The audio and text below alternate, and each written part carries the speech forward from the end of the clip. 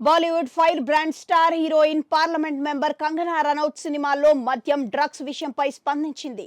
పార్లమెంట్లో ఈ విషయాన్ని గురించి మాట్లాడతారా అంటూ అజ్ తక్ ఇంటర్వ్యూలో అడిగిన సమయంలో తాను ఒక్కదాన్ని మాత్రమే ఈ విషయం గురించి మాట్లాడితే సరిపోదని, ప్రజలకు ఈ విషయంలో అవగాహన ఉండాల్సిన అవసరం ఉందని చెప్పుకొచ్చింది.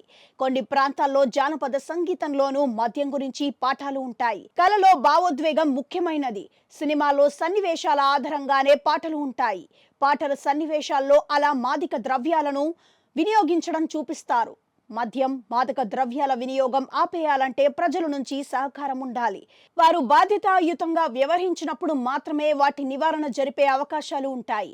ఇక నటీనటులు, ప్రభుత్వం, చిత్ర యూనిట్ సభ్యులతో పాటు ప్రజలు ఈ విషయంలో బాధ్యతాయుతంగా ఉన్నప్పుడు మాత్రమే వాటి యొక్క నివారణకు సాధ్యమనే అభిప్రాయాన్ని ఆమె వ్యక్తం చేసింది.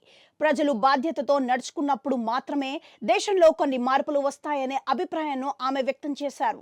ఇక జాతీయ మీడియా సంస్థ అజ్ తక్ సంస్థ నిర్వహించిన చర్చ కార్యక్రమంలో ఆమె అల్లు అర్జున్ అరెస్టుపై స్పందించింది. ఈ విషయంలో బన్నీకి పూర్తిగా తన మద్దతు ఉంటుందని పేర్కొంది.